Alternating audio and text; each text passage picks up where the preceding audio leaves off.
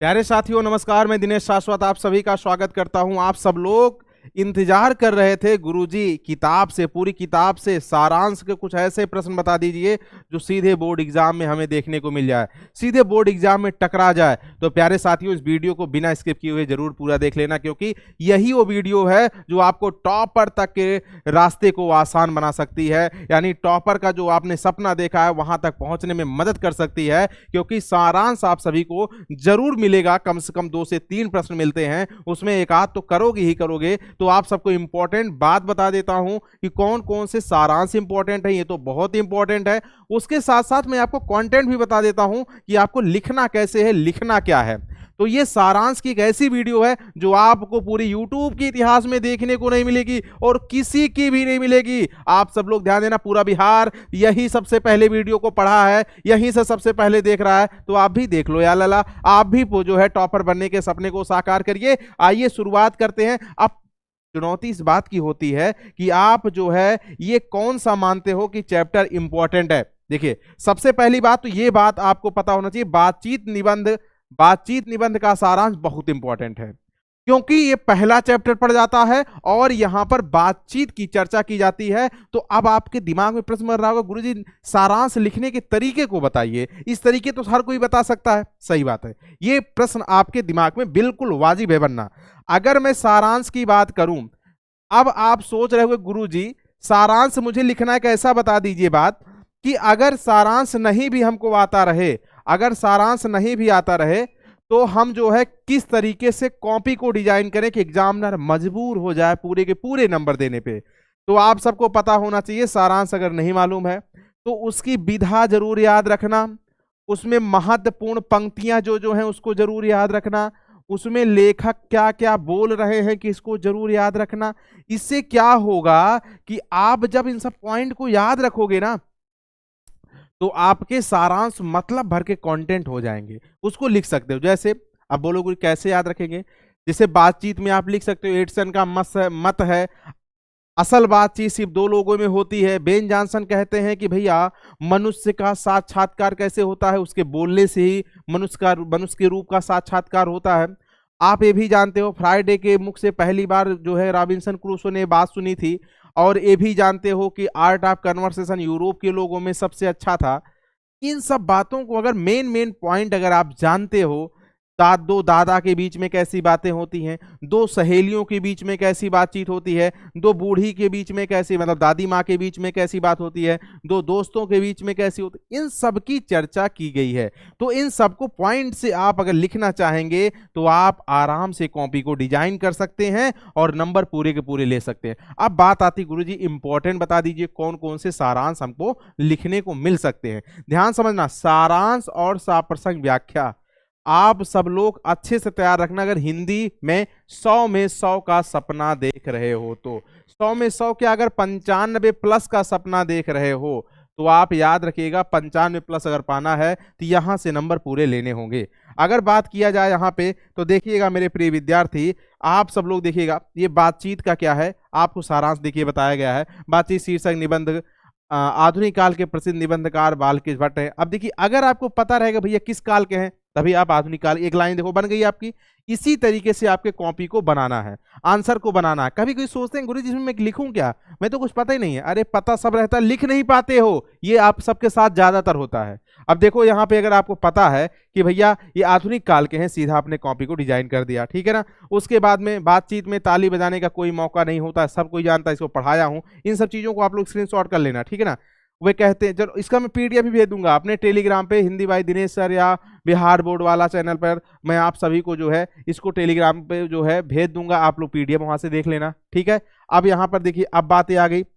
अब यहाँ पर जैसे इतना पढ़ने के बाद देख रहे हैं आप डिजाइन ऐसे करना। अब आप सोचोगे गुरुजी हमें कैसे इसको और पढ़ना चाहिए। अब यहाँ पर और कौन से चैप्टर इंपॉर्टेंट हो सकते हैं, तो भैया आप लोग को पता होना चाहिए कि चैप्टर नंबर 2 जो है उसने कहा था कहानी, ये भी बहुत इंपॉर्टेंट है। उसने कहा था इंपॉर्टेंट है बहुत ज्यादा। अब बोलो गुरुजी इसको मैं कैसे लिखूंगा, देख लीजिए कैसे शुरुआत करोगे। उसने कहा था कहानी कैसे लिखोगे, उसने कहा था कहानी एक दिव्य प्रेम है, एक युद्ध की कहानी भी है। चंद्र शर्मा गुलेरी की है। इन सब बातों को आपको बताना है। 12 वर्ष का लहना, 8 वर्ष की वो सूबेदारनी लड़की जिससे जो है मुलाकात होने पर उसको जो है बचा लेता है तांगे से दबने से, वहीं से बीच के प्रेम का अंकुरण हो जाता है। ये मतलब प्रेम के बीच का अंकुरण हो जाता है। इन सब बातों को आप सब लोग आराम से लिख लेना, ठीक है, ऐसे लिखना है। तो कहने का मतलब यहां पे मेरा फाइनली आप सबके लिए ये है कि सारांश शब्द देखकर घबरा मत जाना। सारांश शब्द देखकर एकदम जो है पूरी तरीके से अरे यार ये क्या होता है। कभी कभी आपके दिमाग में प्रश्न बनता है, गुरुजी हमको लॉन्ग आंसर तो मालूम है लेकिन सारांश नहीं मालूम है। अरे भैया आप सब लोग इस बात ध्यान देना, चाहे लॉन्ग आंसर रहे चाहे सारांश रहे, आप सब लोग उसी बात को लिख देना, क्योंकि उसी से मिलते जुलते शब्द, उसी से मिलते जुलते प्रश्न की वहां पे बोध कराया जाता है और उसी की जरूरत रहती है। ये 2 चैप्टर हो गए। संपूर्ण क्रांति आप सब लोग जानते हो बहुत इंपॉर्टेंट है, संपूर्ण क्रांति से भी आपको लिखना है। फिलहाल इसमें आप सबको मैं पीडीएफ क्या ही भेजूंगा, आप सबको मैं पढ़ा रखा हूं, लेकिन आप सब लोग कहोगे तो मैं भेज दूंगा, ठीक है ना। संपूर्ण क्रांति के आपको सारांश याद रखने हैं। अर्धनारीश्वर, अर्धनारीश्वर, ठीक है ना। अब ये 4 तो आप सबको हर हालत में तैयार रखने हैं। ये 4 हर हालत में तैयार आपको रखने ही रखने हैं। वेरी वेरी मोस्ट इंपॉर्टेंट है। और अगर आप बोलो तो एक और आप सबको बता दूं, तिरिक्ष का भी बहुत पूछा जाता है, ठीक है ना। तिरिक्ष आप सब लोग ये भी याद रखना, मतलब 5 याद ही रखना है, ठीक है। अब बोलो गुरुजी अगर यहां 5 हो गए तो काव्य खंड के कुछ बता दीजिए। काव्य खंड में गुरुजी काव्य सौंदर्य लिखने के लिए आ सकता है, पूरा सारांश लिखने का आ सकता है, भावार्थ लिखने को आ सकता है। साप्रसंग की वीडियो में बना रखा हूं, देखिएगा साप्रसंग कैसे सॉल्व किया जाता है। पूरे साप्रसंग में अगर 4 नंबर लेने हैं, 4 नंबर लेने हैं तो आप सब लोग वीडियो जाके देख लेना। दो करने होते हैं, यानी टोटल 4 प्रश्न दिया जाएगा जिसमें 2 करने रहेंगे, एक 4 नंबर का रहेगा। 8 नंबर के साप्रसंग अगर पूरे फाइनल करना है तो जाके वीडियो रिकॉर्डेड में जाके देख लेना। आपके 2 चैनल, दोनों चैनल पे आपके भाई पढ़ाता है, चाहे पीडब्ल्यू बिहार बोर्ड वाला हो चाहे PW Bihar board English medium हो, दोनों चैनल पे मैं क्लास वीडियो को अपलोड किया हूं, जाके देखना। ये जो है साप्रसंग लिखने के तरीकों को बताया हूं, कैसे प्रसंग लिखोगे, कैसे संदर्भ लिखोगे, कैसे व्याख्या लिखोगे, कैसे संकेत लिखोगे, तब जाके 4 नंबर एग्जामिनर देता है। ऐसे 4 नंबर नहीं मिलेगा, वहां पे आप सब लोग जाके देख सकते हो। अब यहां पर देखिएगा, जैसे अब बोलोगे गुरु सारांश मुझे समझ नहीं आता, कैसे कैसे क्या लिखूं क्या ना लिखूं, तो आपको पता है जब उसके बारे में, चैप्टर के बारे में जो भी बातें जानते हो उसको डिटेल लिखने का प्रयास करना और अभी से लिखना शुरू करना, जिससे आप जैसे दिमाग में सेट कर लेना कि आज मैं इस चैप्टर का सारांश लिखूंगा। अगर आज पहली बार उस चैप्टर सारांश लिखोगे तो उसकी अपेक्षा अगर अगले दिन नेक्स्ट डे अगर लिखोगे, मतलब 2-4-6 दिन बाद फिर अगर इसका नंबर आएगा तो उससे ज्यादा शब्द लिख पाओगे, क्योंकि आपको तरीका पता हो चुका रहेगा। इसी तरीके से बोलो गुरुजी काव्य खंड का भी बता दीजिए, जैसे गद्य खंड के 5 चैप्टर आपने बताया। काव्य खंड में सबसे पहली बात तो भैया कड़बक मत भूलना, कड़बक सबसे पहला ही चैप्टर, ठीक है। और उसके बाद में कवित्व मत भूलना, क्योंकि वीरता का बखान किया गया है, बहुत बार पूछा जाता है। अरे भैया पुत्र वियोग और ऊषा कौन भूल रहा है, पुत्र वियोग और ऊषा, ये सब क्या, ये सब बहुत याद करने जरूरी है, क्योंकि मैं इन सब चीजों को पढ़ा चुका हूं, आप सबको बता चुका हूं। 4 चैप्टर तो ये हो गया। अब बात किया जाए गुरुजी एक ऐसी गद्य कविता जो बार बार पूछा जा सकता है, पूछा भी जाता है, जिसे आप सब लोग कहते हो हार जीत, ठीक है ना, हार जीत। तो कहने का मतलब आपके ये इंपॉर्टेंट चैप्टर, अब बोलोगे गुरुजी ये सब मैं प्रैक्टिस करना अब शुरू तुरंत कर देता हूं। अब देखो, अब जो अच्छे विद्यार्थी हैं वो यही 10 पे सिमट नहीं जाएंगे, 10 चैप्टर तो आपको इंपॉर्टेंट बता दिए, ये जो बार बार पूछे जाते हैं, लेकिन आपको तैयारी अगर आपने यहां पर लिखने के तरीकों को अगर समझ गए तो अब आप 13 यानी 2600 चैप्टर आप कवर कर लोगे, सब पढ़ डालोगे, सब आप लोग लिखने का प्रयास करोगे। तो आप प्रैक्टिस सब पे करिए, तैयारी सब पे करिए। यहां पे मैं वेरी मोस्ट इंपॉर्टेंट जो है उसको बातें बता दिया हूं। अब जैसे अगर बात मान लीजिए आप सबको यहां पे लिखने को मिल गया संपूर्ण क्रांति का जो है सारांश लिखने को दे दिया जाए, तो संपूर्ण क्रांति का सारांश कैसे लिखोगे, देखिएगा। प्रस्तुत पाठ में लोकनायक जयप्रकाश नारायण द्वारा लिखा गया एक ऐतिहासिक भाषण का एक अंश है ये, जो 5 जून 1974 को पटना के गांधी मैदान में दिया गया था।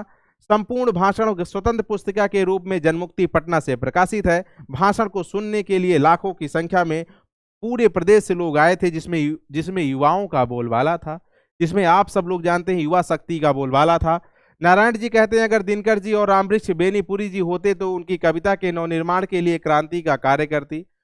जयप्रकाश नारायण जी ये भी कहते हैं, जिम्मेवारी मैंने मांग के नहीं लिया है, जिम्मेवारी मुझे युवा वर्ग की पीढ़ी लोगों ने दिया है। इन सब चीजों को पढ़ाया हूं, बस यही सब तो कॉपी करना है यार, इसी सब को तो लिखना है। अगर इन सब चीजों को लिख लोगे तो कोई नहीं पैदा जो आपके नंबर को काट ले। या हाँ, एक बात और याद रखना, इनको इस उत्तर को आप सभी लोग याद रखिएगा, हमेशा नीले पेन से ही लिखना है, हमेशा नीले कलम से ही लिखना है। और ध्यान देना, डॉट पेन से लिखना, जेल पेन से मत लिखना, क्योंकि कभी कभी बच्चे रंग बिरंगे उत्तर लिखने के चक्कर में अपने नंबर को कटा बैठते हैं। रंग बिरंगे मत लिखना, कॉपी को बहुत दूर दूर मत लिखना, मतलब कॉपी में एक शब्द यहाँ तो एक शब्द यहाँ, कॉपी भरने के चक्कर में एग्जामिनर आपसे रूठ जाएगा तो और भी नंबर नहीं देगा। एक तरीके से लिखना जो एक मानक जैसे होता है लिखने का, उस तरीके से लिखना, ठीक है ना। इतनी बात आप सब लोग को क्लियर है।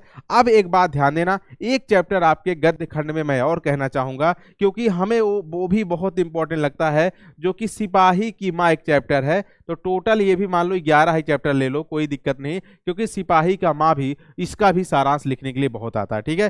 Thank you very much. आप सब लोग मुझे जरूर बताना कि सभी विद्यार्थी की सारांश में अब एक भी नंबर आपसे कटेना नहीं चाहिए, यानी अब आपसे गलती नहीं होनी चाहिए, सारांश के एक भी नंबर गलत नहीं होने चाहिए। मैं आप सबको YouTube पर हमेशा पढ़ाता रहूंगा, YouTube पे लाइव में सब सारांश लाता रहूंगा, आप लोग जो डिमांड करोगे वो भी लाता रहूंगा, PDF मांगोगे तो मैं कंटेंट भी दे दूंगा, लेकिन सारांश लिखकर जरूर बताना। ये जो 10-11 चैप्टर इंपॉर्टेंट बताया हूं, इसको जरूर पढ़ना है, प्लीज आप सबसे रिक्वेस्ट कर रहा हूं, प्रार्थना कर रहा हूं।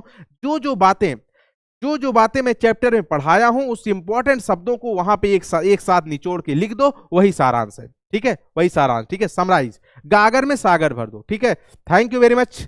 मैं अपनी वाणी को मां सरस्वती के चरणों में समर्पित करते हुए आज के इतना ही। आप सभी को बहुत बहुत धन्यवाद। आप सब लोग कमेंट में जरूर बताना और किसकी वीडियो चाहिए, और किस क्लास की वीडियो, यानी और किस चैप्टर की वीडियो चाहिए, कमेंट बॉक्स में जरूर बताना। और मेरे प्रिय विद्यार्थी, आप सब लोग वीडियो, रिकॉर्डेड वीडियो में जाके जितनी भी क्लास वीडियो, हिंदी की छोटी छोटी वीडियो में क्लास अपलोड किया हूं, आप सब लोग उसको जरूर जाके देख लेना, क्योंकि बिहार का हर बच्चा उस वीडियो को देख रहा है। आप भी ले लेना, क्योंकि आपको भी बनना है बिहार बोर्ड का topper. Thank you very much. अग्रिम आप सभी को परीक्षा की ढेर सारी शुभकामनाएं।